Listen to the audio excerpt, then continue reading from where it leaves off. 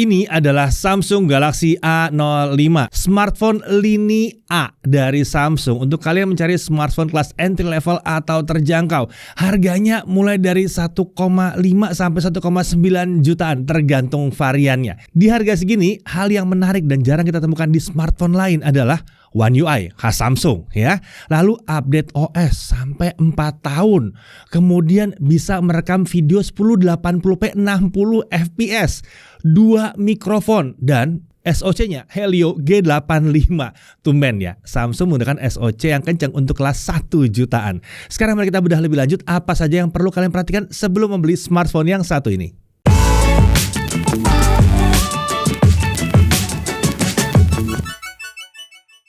Samsung Galaxy A05 ini merupakan penerus dari Samsung Galaxy A04 yang pernah kami review tahun lalu. Dan dari pengujian kami, ini bisa dibilang peningkatan yang ditawarkan tuh sangat jauh ya. Kalian belum nonton review seri-seri A04 kami? Sepertinya kalian belum subscribe ya kalau belum nonton ya. Makanya di subscribe dulu biar nggak ketinggalan. Jadi tahu ada apa sih yang terjadi di kelas 1 jutaannya Samsung nih. Oke, kita langsung lihat isi paket penjualannya.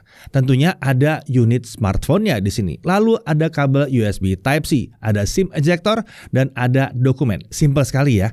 Seperti smartphone Samsung lainnya, tidak ada chargernya di sini, tapi nggak jadi 3 kali. Kenapa? Karena ada bonus charger 25 watt. Jadi sebetulnya ini ada chargernya. Walaupun di luar box nggak ada masalah. Bukan sesuatu yang harus diprotes karena masih dapat chargernya. Tidak hanya bonus charger, tapi pembeli juga mendapatkan Samsung Care Plus selama 3 bulan. Jadi misalnya selama 3 bulan itu, 3 bulan pertama ya, terjadi layarnya retak. Pengguna dapat mengganti layarnya secara gratis. Hayo, sejutaan mana yang bisa ngasih kayak gitu? Nah, untuk desain, bahasa desainnya smartphone Samsung tahun ini mirip semua ya, dari lini A yang terjangkau sampai S-series. Kalau modul kameranya ada 3, biasanya susah membedakan mana A-series, mana yang S-series. Tapi karena yang ini modul kameranya kan 2, jadi A05 ini lebih mudah untuk dikenali. Frame dan back cover terbuat dari polikarbonat dan finishing back covernya agak sedikit glossy. Tapi karena warna back cover unit yang kami uji ini warnanya putih, jadi sidik jari tetap tidak terlalu kentara di sini. Sebetulnya walaupun kelihatannya putih, tapi varian ini sebenarnya dibilang warnanya silver ya, bukan putih. Selain warna ini ada warna lain juga, yaitu ada black dan ada light green. Untuk dimensinya 168,8 x 78,2 x 8,8 mm dan bobotnya dari 195 gram. Jadi ini nggak terlalu tipis ya, tapi bobotnya lumayan nih, masih bisa di bawah 200 gram. Untuk sisi kanan ada tombol power dan tombol volume. Di atas ada mikrofon. Di sisi kiri ada SIM tray triple slot ya. Jadi dia bisa dual SIM plus 1 micro SD dan ini sampai dengan 1 terabyte. Di sisi bawah ada headphone jack, ada port USB-C dan ada grill speaker mono plus ada 1 mikrofon juga. Di sisi belakang ada 2 kamera dan 1 LED flash. Kamera utamanya 50 megapiksel dengan kemampuan perekaman video sampai dengan 1080p 60 fps. Iya, nggak salah dengar. Kamera utamanya ini bisa merekam sampai dengan 1080p 60 fps. Sebuah kemampuan yang sangat langka untuk smartphone 1 jutaan. Sedangkan untuk kamera satunya lagi, ya anggap bonus aja lah yang satu ini ya. Di sisi depan terdapat earpiece untuk nelpon dan ada kamera selfie berbentuk notch. Ini adalah kamera selfie 8 megapiksel dengan perekaman video sampai dengan 1080p 30 fps. Untuk layar ini 6,7 inci PLS ya. Jadi jangan dibilang TN ya. Ini bukan twisted nematic, ini PLS yang udah mirip lah seperti yang IPS itu. Lalu resolusinya HD+ atau 720 x 1600 pixel. Untuk refresh rate-nya ada di 60 Hz. Nah, kalau untuk color gambutnya kalian bisa lihat di hasil pengujian ini ya. Bisa dilihat nih ya untuk sRGB-nya di berapa ya. Sayangnya emang belum ada pengaturan mode warna layar lain di bagian settingnya. Dari segi kecerahan layar ini sudah cukup baik. Maksimum brightness-nya kami dapatkan di kisaran 511 nits. Konten masih cukup bisa terlihat di outdoor. Terkait touch sampling rate itu belum ada info dari Samsung, tapi yang jelas layarnya cukup responsif untuk navigasi menu. Dipakai main real drum maupun main game rhythm nggak terasa ada delay yang mengganggu di sini. Kemudian untuk spek internalnya SoC-nya udah kita bahas tadi, MediaTek Helio G85. Untuk RAM yang kita uji ini adalah di 4 GB. Untuk storage 128 GB. Tersedia juga versi yang lebih murah lagi dengan RAM 4 GB dan storage 64 GB, dan ada versi di atasnya yang RAM-nya 6 GB dengan storage 128 GB. Ini sebuah peningkatan ya dibandingkan A04 yang dulu.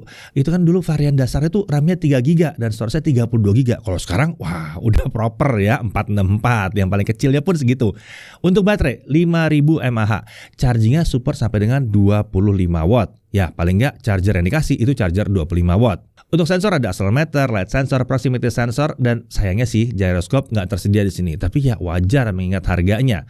Untuk security-nya dia menggunakan face unlock. Sayangnya untuk A05 ini belum kebagian Samsung Knox dan fingerprint scanner juga belum ada di sini. Nah, untuk OS-nya dia menggunakan One UI Core 5.1, tentunya langsung Android 13. Terkait update OS, Samsung menjanjikan 2 kali Android update dan 4 tahun security update. Jadi selama 4 tahun tetap terjaga update-update-nya. Fitur One UI-nya tentunya tidak selengkap smartphone Samsung kelas menengah atas ya. Agak beda di sini. Untuk list fiturnya kalian bisa lihat di screenshot yang berikut ini ya. Dicek aja nih ya, jelaskan. Nah, kalau bicara soal bloatware ada beberapa sih seperti biasanya. Tapi untungnya ini semua masih bisa di uninstall. Dan menurut kami sih nggak terlalu banyak sih yang diinstal. Untuk konektivitas tentunya ini 4G ya, 2G, 3G, 4G bisa semuanya. Untuk Wi-Fi-nya Wi-Fi 5, Bluetooth versi 5. Sayangnya di sini belum ada NFC. Untuk Wi-Fi sharing juga sayangnya belum didukung di sini. Jadi kita masih harus menggunakan konektivitas seluler kalau mau nge-share konektivitas data di sini. Untuk display out atau MHL tentunya belum ada di harga segini. Oke, sekarang kita masuk ke benchmark. Nah, hasil skor berikut ini didapati tanpa pakai kipas pendingin ya. Dan karena RAM-nya hanya 4 GB, Antutu yang kita pakai itu Antutu 8. Untuk versi di atasnya belum bisa. Nah, untuk Antutu 8 skornya adalah 166 ribuan. Untuk Geekbench 5, single core 351, multicore 1213. GFX Bench 1080p T-Rex offscreen 46 fps. 3D Mark Slingshot Extreme graphics skornya ada di 1261. Untuk 3D Mark Wildlife Stress Test, base score-nya di 763 dengan lowest score di 685. Jadi stability-nya cukup oke di 89,8%.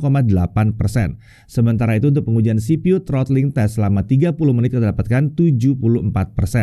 Penurunan performa seperti ini umumnya terjadi karena suhu, dan saat kami uji ulang menggunakan kipas, stability-nya membaik menjadi 87%. Oke, sekarang kita lanjut ke gaming. PUBG Mobile dulu ya. Settingan tersedia adalah Smooth Ultra di sini. Nah, untuk PUBG masih cukup lancar lah di 40 fps. Sekedar nyaman dimainkan aja, tapi emang ini belum di level kompetisi ya. Nah, untuk kalian yang butuh gyroscope juga sayangnya ini belum ada kalau di sini. Lanjut ke Mobile Legends. Setting maksimum yang terbuka adalah graphics high dengan frame rate di high. Saat dimainkan, frame rate masih cukup stabil di 60 fps. Nah, pada saat rame masih bisa ada frame drop sedikit ke 50-an fps, tapi overall ini masih terhitung nyaman. Oke, kita lanjut ke Subway Surfer. Nah, untuk Subway Surfer dia bisa jalan 60 fps. Ini aman ya, ini mulus dan lancar di sini. Nah, kalau untuk Genshin Impact, nah game yang super berat di sisi grafis ini rasanya emang belum pas untuk speknya Samsung Galaxy A05 ya. Nah, kalau melihat spesifikasinya dan harganya yang di 1 jutaan rupiah, emang rasanya wajar ya kalau smartphone ini emang belum pas untuk game-game berat. Ini cenderung sama sih dengan smartphone lain yang harganya serupa. Oke, sekarang kita lanjut ke pengujian baterai. Untuk local video playback 1080p 30 fps, kita bisa mendapatkan sekitar 27 jam. Ya, tepatnya 26 jam 52 menit. Ya, 27 jam lah itu ya. Irit banget ini yang satu nih ya. Untuk YouTube streaming 1080p non HDR selama 30 menit baterai hanya turun 2%. Mainan TikTok selama 30 menit swipe baterai hanya turun 3%. Ya, ini bisa dibilang bahwa kemampuan baterainya tergolong badak ini ya. Mantap bener. Oke, kita lanjut untuk charging. Nah, charger yang kami pakai adalah charger Samsung 25 watt yang jadi pasangannya dia ya. Nah, untuk dari 0 sampai 50% butuh waktu 38 menit. Sementara itu untuk full butuh waktu 2 jam 6 menit. Nah, kemampuan chargingnya terhitung standar smartphone entry level dan agak tumben nih, chargingnya agak lama dibandingkan smartphone Samsung lain yang support 25 watt juga. Tapi kami udah nguji A05 ini 2 kali. Pertama pakai charger 25 watt resmi Samsung, yang kedua pakai 45 watt resmi Samsung. Keduanya hasilnya mirip, jadi sepertinya emang dilimit oleh Samsungnya ya. Tapi yang jelas kalau dibandingkan dengan pendahulunya yang A04 itu ngecasnya bisa sampai 3 jam. Ya jelas yang ini merupakan peningkatannya signifikan jadinya.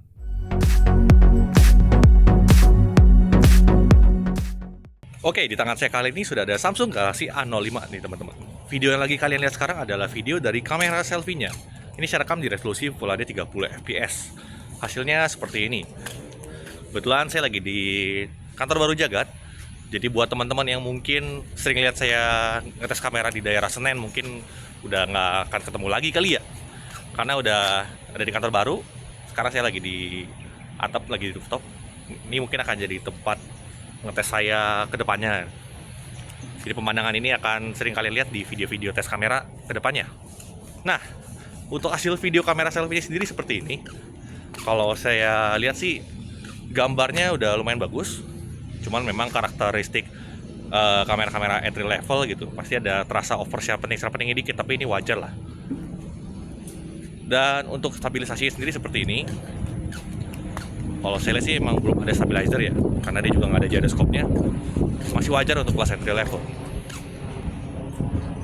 Untuk suaranya sendiri yang teman-teman dengar sekarang adalah suara langsung dari mikrofon smartphone-nya. Saya nggak pakai mikrofon eksternal di sini.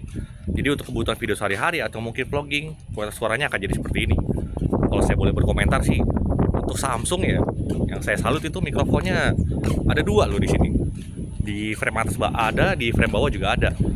Dan untuk kualitas sendiri juga surprisingly bagus ya. Nggak cempreng suara saya ketika lagi ngomong. Dan untuk kelas 1 jutaan sih susah kayak ngelawan kemampuan mikrofonnya ya. Oke, kalau ini saya mau nyobain kamera utamanya. Yang teman-teman lihat sekarang adalah video dari kamera utama di resolusi Full HD 30 fps. Hasilnya seperti ini. Ini untuk ngecek skin tone, detail di wajah, itu kurang lebih hasilnya kayak begini ya. Kalau saya bilang mirip dengan kamera selfie-nya, masih terasa agak over sharpening dikit, tapi ini hal yang wajar terjadi di kamera-kamera smartphone entry level. Untuk stabilizer juga belum tersedia ya, jadi hati-hati aja. Tangan jangan terlalu goyang supaya videonya tuh biar lebih enak dilihat lah, nggak terlalu goyang. Sekarang kita cek autofocusnya. Oke, aman, nggak ada masalah. Satu fitur di kameranya ini yang jarang sekali dipunyai oleh kompetitornya adalah perekaman video Full HD 60 fps, teman-teman. Jadi kenapa ini fitur ini spesial? Ya selain karena di brand lain jarang ada, tentunya ini suatu fitur yang sulit diimplementasikan karena prosesornya harus kuat, sensor kameranya harus mendukung, habis itu juga softwarenya juga harus mendukung. Nah, di Galaxy A05 ini bisa teman-teman Full HD 60 fps. Jadi videonya akan lebih mulus, cuman mungkin teman-teman akan sulit ngelihat karena video ini tuh diekspor di Full HD 30 fps. Ini yang saya kasih lihat aja side by side perbedaan antara Full HD 60 fps dan Full HD 30 fps. Kalau di slow motion 50 kali, bukan 50 kali, 50%. Speednya diturunin setengah. Jadi 60 fps selain videonya bisa lebih mulus, bisa juga untuk kebutuhan slow motion seperti ini. Beda kan?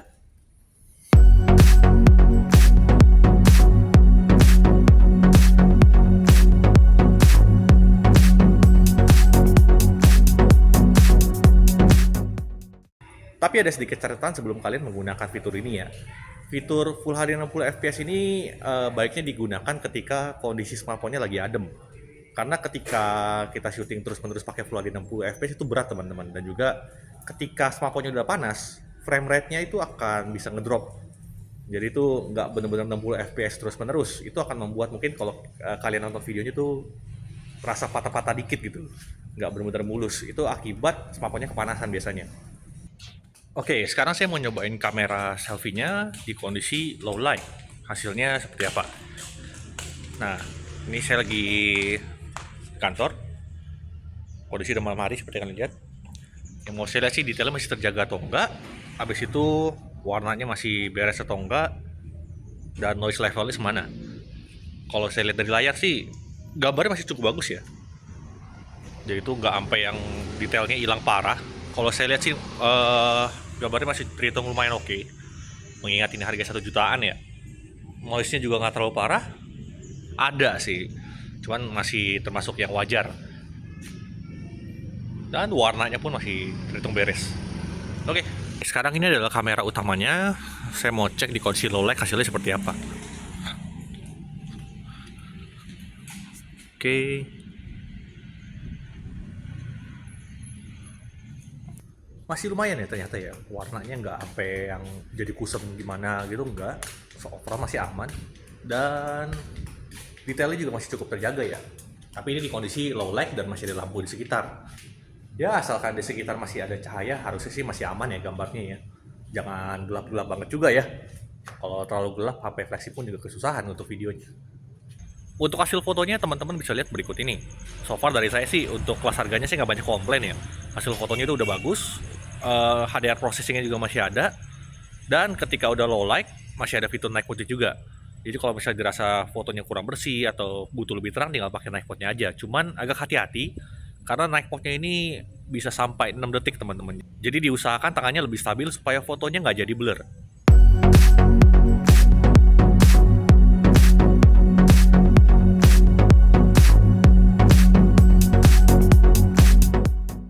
Oke, kita lanjut lagi ke pengujian ekstra. Untuk Netflix, dia udah L1 ya, bisa streaming HD tapi tanpa dukungan HDR. Ini wajar. L1 aja udah oke di sini ya. Untuk YouTube HDR streaming ini belum support HDR. Dan untuk playbacknya sendiri maksimum sampai 1440p 60 fps. Tapi saran kami sebaiknya streamingnya itu di 1080p 60 fps aja. Karena kalau kami coba di 1440p 60 fps, videonya terasa agak patah-patah. Lanjut untuk haptic feedback, di sini tentunya masih tersedia ya vibration motor untuk efek getar, tapi tidak aktif secara default. Kita harus aktifkan manual, dan untuk kualitas sendiri ya standar-standar aja untuk smartphone 1 jutaan. Nah, untuk harga yang 464 itu di 1.499.000, yang 4128 itu di 1.699.000, dan yang 6GB 128GB itu di 1.899.000. Untuk info lebih lengkap, dicek aja di dalam deskripsi ya. Itu link pembelian dan lain-lain adanya di situ. Oke? Nah, sekarang kita masuk ke hal yang perlu diperhatikan. Pertama, di dalam box nggak ada charger, tapi adanya di luar box. Rasanya ini bukan masalah ya. Yang penting kan ada chargernya, ya nggak? Kemudian untuk case dan screen protector ini harus dibeli terpisah karena tidak tersedia. Kemudian di sini belum ada fingerprint scanner. Lalu RAM juga masih 4GB ya untuk yang kami uji. Jadi untuk multitasking gila-gilaan agak kurang pas. Kalau mau yang sedikit lebih nyaman harusnya bisa pilih yang versi 6GB. Nah, lalu jika kalian mengambil varian storage yang 64GB, pastikan bahwa itu sudah cukup untuk kalian. Slot microSD emang ada, tapi kalau untuk aplikasi itu kan butuhnya internal storage. Kalau untuk multimedia sih bisa ditaruh di microSD. Lalu hati-hati saat menggunakan perekaman video 1080p 60 fps. Fitur ini bebannya agak berat ya untuk smartphone-nya, dan akan lebih maksimal hasil perekamannya jika smartphone dalam kondisi yang adem. Kalau panas, itu frame rate-nya bisa turun juga. Tapi harusnya kalau untuk rekam video pendek dalam ruangan masih oke sih ini. Lalu di sini juga belum ada NFC ya sayangnya ya, dan juga belum ada gyroscope, membuatnya juga belum ada stabilizer untuk perekaman videonya. Dari sisi kelebihannya, performanya ini cukup kencang untuk kelas harganya. Punya perekaman video sampai 1080p 60 fps. Lalu dia pakai One UI Core dengan beberapa fitur khas Samsung. Dan ya keluarganya One UI ini udah kenal lah ya seperti apa ya. Update OS-nya juga cukup panjang untuk smartphone entry level ya. Ada janjinya jelas banget di sini. Lalu untuk kualitas mikrofon terbilang baik ini untuk kelas harganya. Baterainya badak yang satu ini, mantap. Netflix-nya juga udah Widefine L1. Di kelas harga segini banyak yang masih belum bisa. Lalu kualitas layarnya terhitung baik walaupun resolusinya hanya 720p, nggak ada burik-buriknya sama sekali. Brightness-nya ini juga terang banget ini untuk penggunaan outdoor. Kemudian dia punya Samsung Care Plus ya untuk proteksi layar selama 3 bulan.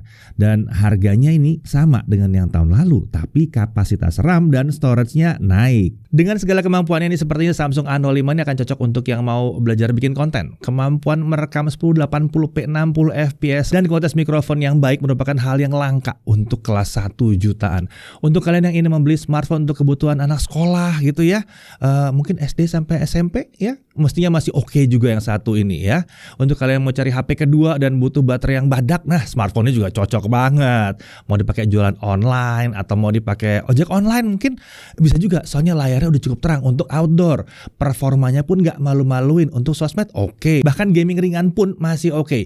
Yang jelas Samsung Galaxy A05 ini udah naik kelas cukup jauh dibandingkan pendahulu-pendahulunya. Saya Dedi Irfan, Jakarta TV.